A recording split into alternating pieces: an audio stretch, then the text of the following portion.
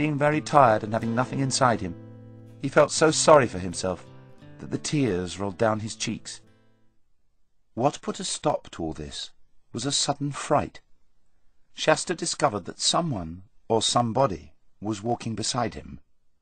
It was pitch dark, and he could see nothing, and the thing or person was going so quietly that he could hardly hear any footfalls.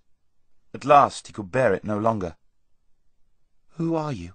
he said, scarcely above a whisper. "One who has waited long for you to speak," said the thing. Its voice was not loud, but very large and deep. Are you a giant?" asked Shasta.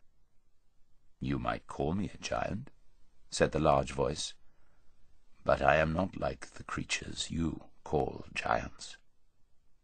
"I can't see you at all," said Shasta, after staring very hard.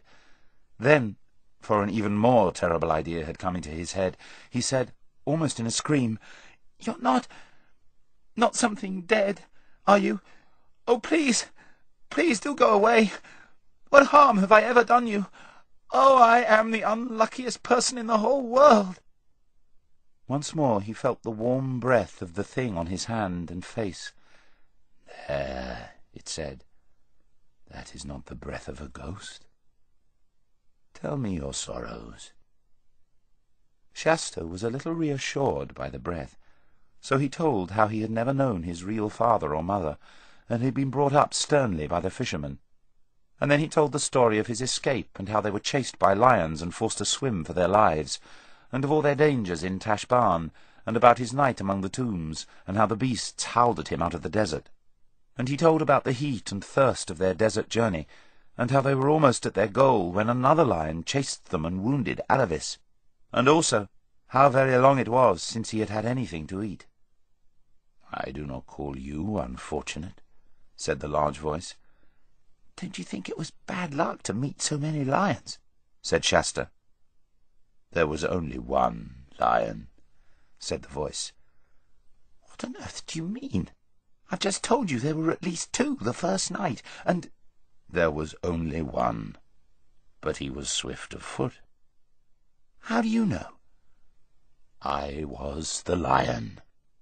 And as Shasta gaped with open mouth and said nothing, the voice continued, "I was the lion who forced you to join with Aravis.